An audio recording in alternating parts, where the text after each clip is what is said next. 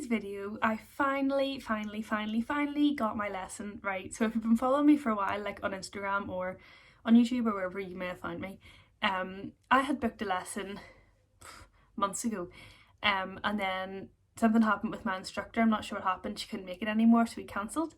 And then I rebooked it, of course. And then it was like torrential rain and like thunder and lightning and everything, so I cancelled it. Then I rebooked it and I got COVID, so obviously had to cancel it. And then I tried to book it again, but my instructor's phone broke, so she wasn't getting any of my messages. So we couldn't schedule anything. And I finally got it booked, and it happened. And it was amazing because I've been waiting for it so long. It was just, it was great. So basically, I just wanted a little bit more confidence whenever the jumps go up a little bit, like 80 or so. Now, whenever we go out, it's fine because he really settles into a rhythm, and he doesn't pull, he doesn't get strong. He really relies on me whenever we go out to a show or anything. But at home, he's so overly confident that he just goes boom and like launches himself at the fences. So I just wanted a bit of like reassurance from my instructor to be like, you can handle him, just sit up. And I know saying it now, I know it's fine, but whenever you're actually riding it, it feels so different. So I just needed her to come out and kind of say like, Ellie, wise up, you're fine, just ride him like you normally do, like that type of thing. So we finally got our lesson, and that is what this video is going to be. Obviously, I've already said that. I don't know why I'm talking around in circles. But I'm also in my pyjamas right now because I had this lesson on Thursday evening, and then I went to music festival on Friday and Saturday, all day Friday and Saturday, and then needed to recover from those. So I'm only getting around to doing my intro and my outro now because I forgot. I was in a rush on Thursday, obviously couldn't do it at the festival because that would have been an interesting video for you, but we'll not do that. So I'm now fully recovered and in my pyjamas, and this is how you're getting the intro. So now I will stop rambling on and let you enjoy it. So just at the start of the lesson, we were making sure he was really listening to my seat. So I was just asking him to halt, just walk, halt. We used the fence as a bit of a guide in case he didn't want to listen. And then here, just to make sure he's really engaged and working over his back, or just doing some turn on the forehand, I believe it's called. I'm really bad with the names of things, I'll be honest.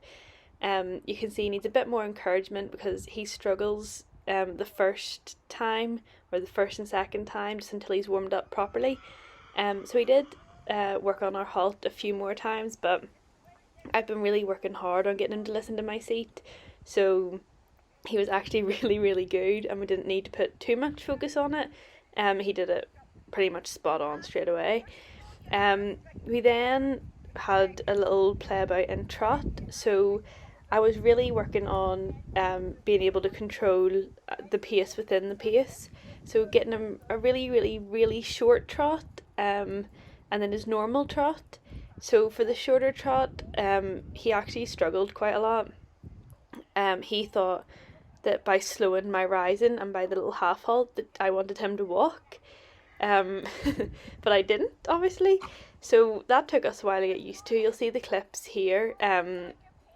It's not as noticeable whenever he shortens and lengthens again, but obviously he did find it quite difficult, and we are new to this, so you'll have to give us a bit of a bye ball with this one. And we did end up getting there in the end, as you will see. He was really good. But this was just that was him struggling obviously to keep going. This was just in preparation to get that really nice bouncy show jump in Canter, so they didn't go flat into a fence, because he has a really bad habit of rushing at fences, getting flat, and then he'll knock the pole, and then whenever he knocks the pole he'll try and buck you off after.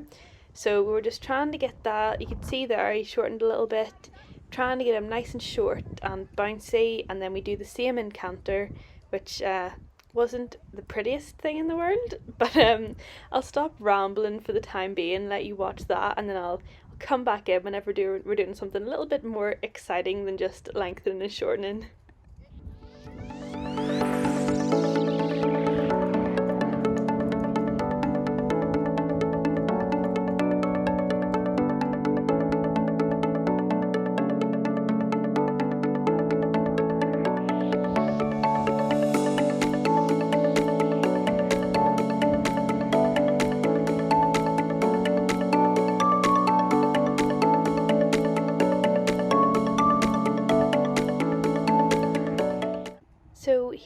taking a little breather from all the trot work and just letting him walk through the exercise.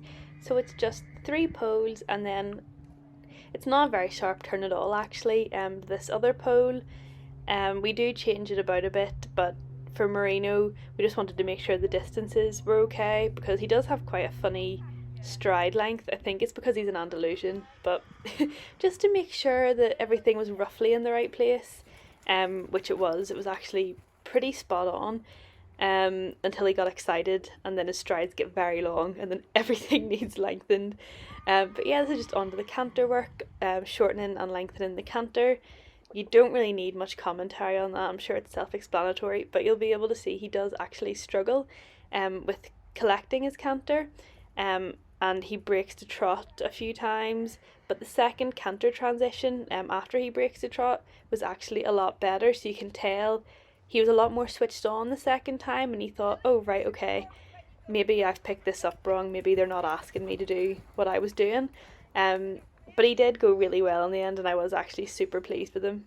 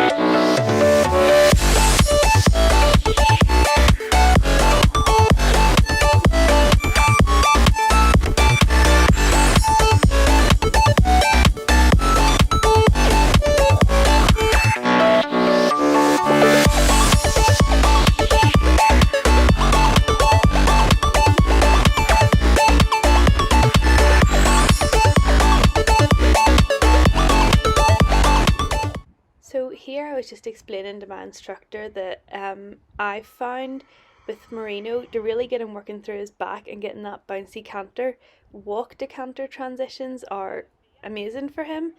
And my instructor just said, well, show me then, basically. So here we're doing a good few walk to canter. You'll see throughout the lesson, my instructor completely agreed with me, and she thought definitely implement some more walk to canter into this exercise and into our training.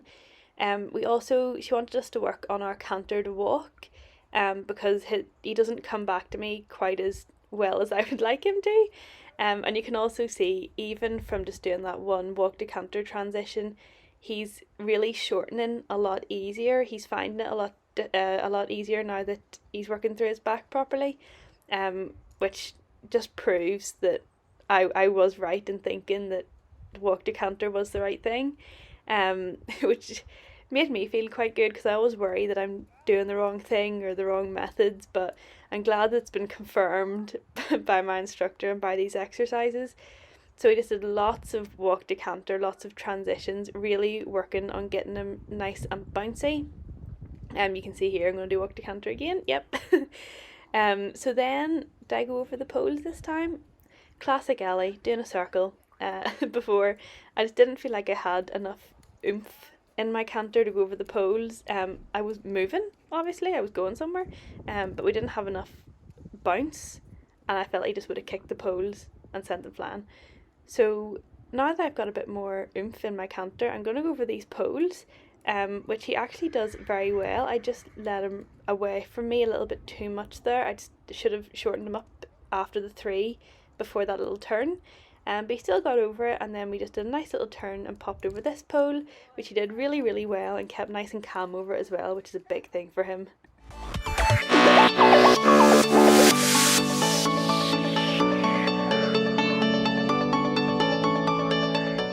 So I'm just popping down through the poles again. This time I managed to get my bouncy canter and didn't need the circle.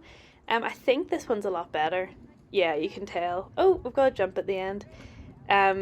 He got the striding and everything, but just in between the poles and the jump, again, I didn't ask him to keep that bouncy canter.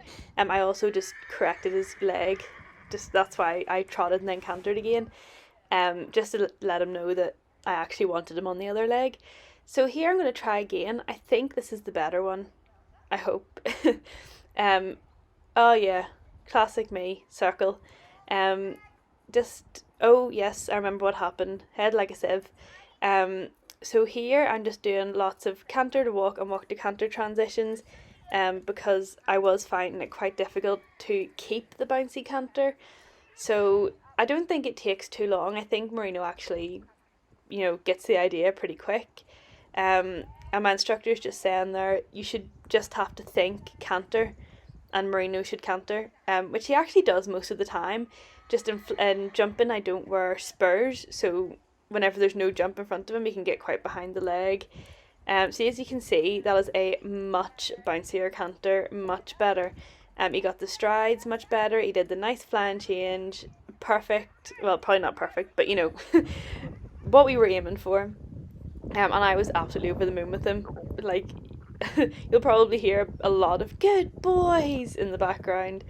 And then you can see my instructor building the bumblebee jump, as I call it, just because it's black and yellow. So now we've built this into a little grid. It's got a little jump, and then a pole, and then a jump, and then the cross pole again. So just needed to keep the bouncy canter, which he does, except he gets a little bit flat again because he got excited over the jumps. We still got the right leg and everything, but he just got in a little bit close. If I had kept the bouncy canter, the striding would have been perfect. But anyway, I kept him going and popped him over this little one, which I think I might put him a bit too close to as well. Yeah, he was a bit close, but it was, he got over it. It wasn't too big. So I know that's probably not the attitude you should have.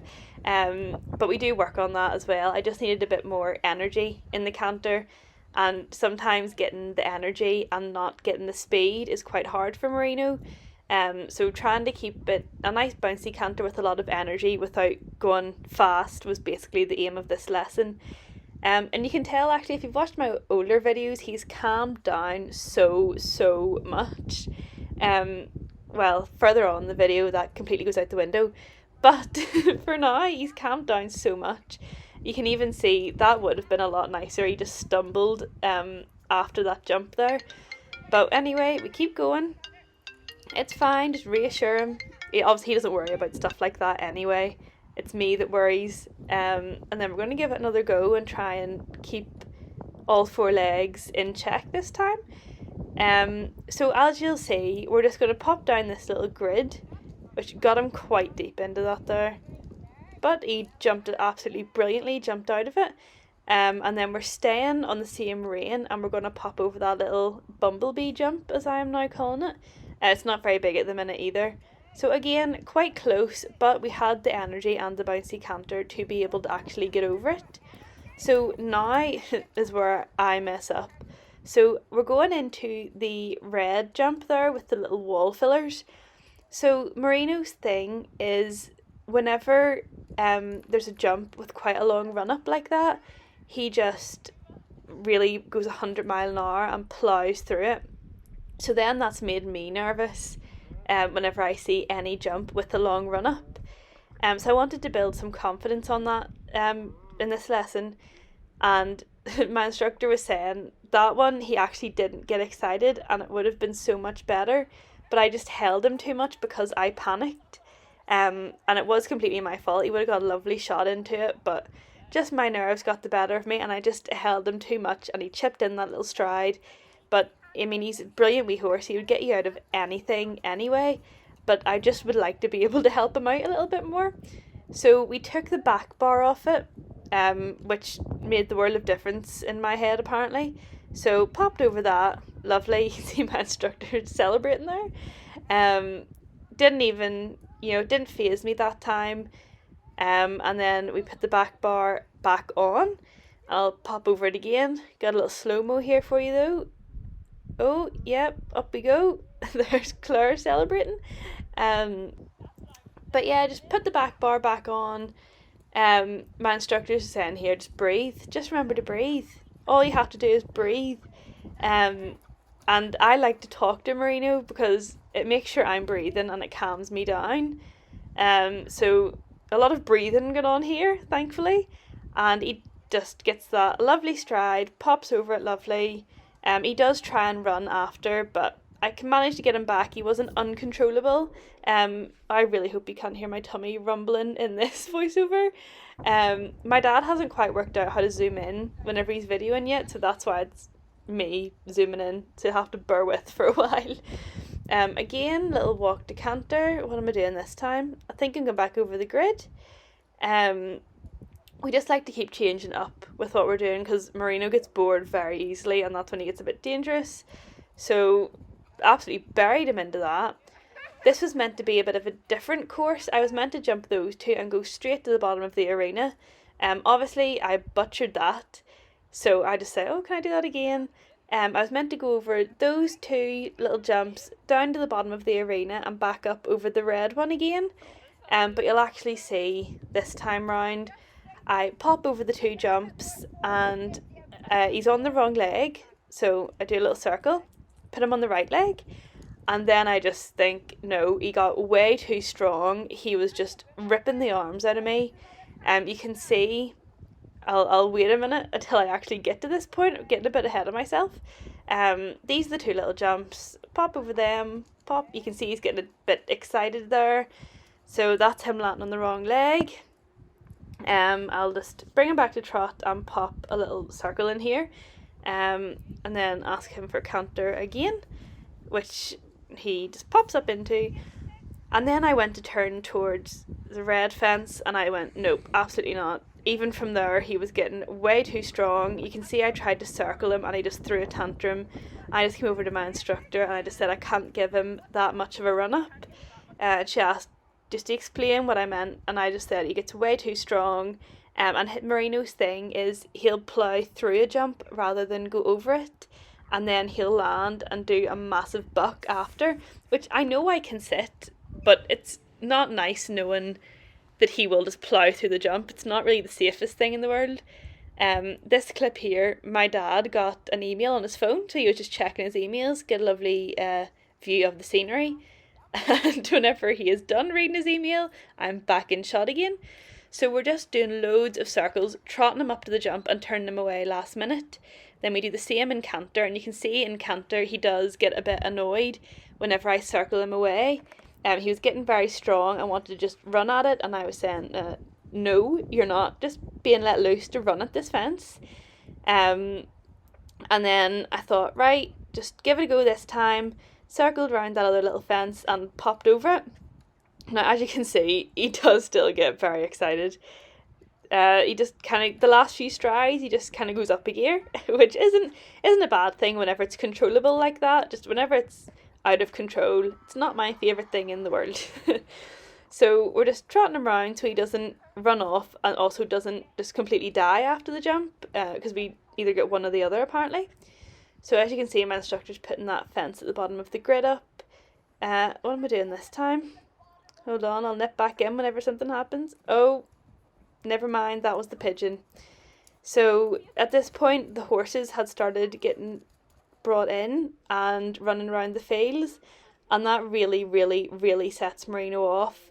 Like hearing horses' hoofbeats, horses coming in, the sound of gates, other horses running, that will just send him insane. So this was just because a gate had opened and a bird flew past. It was 100 million times better than it used to be. It used to be all hell would break loose at this point. So just a lot of trotting to settle him down again, because he doesn't do a great job. Once he spooks, it's very hard to get him to settle again. So I just trotted him a few smaller circles. I've just brought him on a bigger circle here. You can see me patting him, just letting him know everything's okay. I don't really believe in smacking him or anything for that. He just got a bit nervous. So just reassuring him. And then this second circle round, I'll pop him into Canter and try a bit of a different turn into that fence that my instructor's standing beside there. This time he does knock the pole. I think I had chilled him out a bit too much. So I had chilled him out so much that I lost the energy in the canter, and he just didn't quite snap up his front legs quick enough. So as you can see here, yep, there goes the pole. So I'll do that again. Here we go again. That time straight into the canter. Didn't have to trot him round. Did let him see everything. Straight into the canter, and we're going to try that fence again. So this time I actually see a bit of a long stride. And I do push for it, and he jumps it absolutely lovely. Actually, I was really happy with him for being so responsive to what I asked. Up over that long stride, and then I actually went the wrong way. I was meant to turn the other way, but because I'd asked him for a long stride, I didn't want to pull him around that quickly. I had to pause the voiceover there because there was a massive bang on my bedroom window. That was really scary. So as you can see, brought him back to trot. The plan was to ask him to canter and then pop over the little bumblebee jump again. But the horses were coming in, and it was just one of them ones. I thought he is gonna spook and buck, and there's no point in risking it whenever I know how easily it can be prevented. So he just waited for the horses to walk past, did it again, and he popped it lovely. I just didn't think there was a point. I knew he was going to knock the jump, he was going to buck, and he was going to take off, and there was just no point in ruining the session just for that when I could wait 10 seconds to let the horses go past. So here we are again. I don't know if you've noticed, I'm now doing trot to canter instead of walk to canter because he is getting very riled up. Yeah, he got a bit too excited into that, and I couldn't hold him, and he just buried himself into it. Got himself out of it though, so that's okay. Yeah, I'm only doing trot to canter now because he was too wound up, and if I do walk to canter whenever he's wound up, I will get launched into next year. So everything's very calm now. Everything's nice and calm, nice and steady. As you can see, we're building this the bumblebee jump up a little bit. Everything's getting built up a little bit. Not massive, obviously, nowhere near massive, but just big enough that he has to respect it. You can see there, bit of a nightmare. He just got too flat. I believe this is the time my reins actually got stuck under like part of my knee roll, and this was my left hand, so I had no control in my left hand basically. And then we actually managed to make it a bit safer and make sure that didn't happen again for this attempt, and I'm pretty sure this attempt is a lot better. Is it? Yeah, that was a lot better. Nice bouncy canter, got his change, got his strides, brilliant. I didn't get stuck. Yeah, it was just a bit of a freak accident. My reins just got completely stuck around my knee and I had no control, but as you can see, as soon as that doesn't happen, we've got it. He was brilliant. Here we are again. What am I doing this time? We'll have to wait and find out.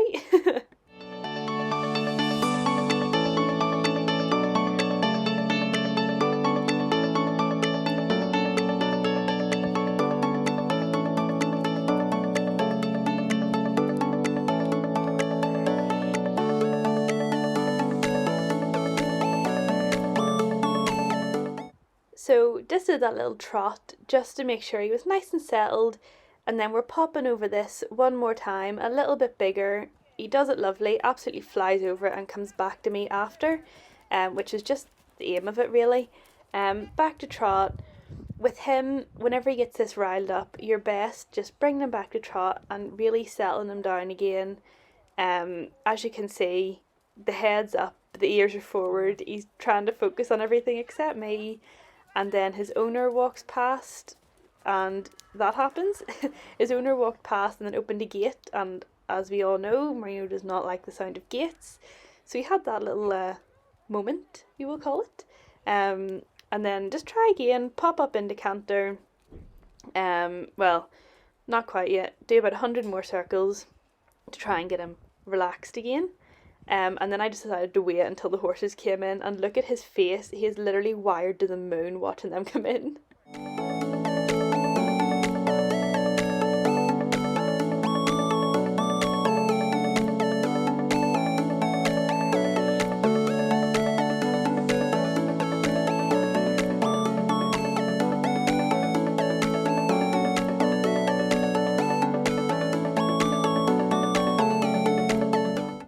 prepare to see the world's worst canter attempt.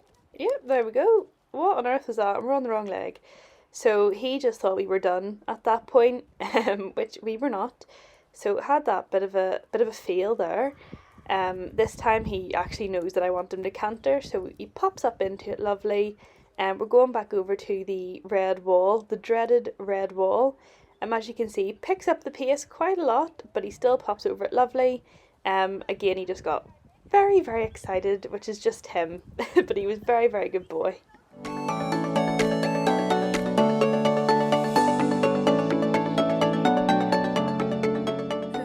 For this week's video. I'm going to keep the outro nice and short and sweet because I rambled for so long in the intro.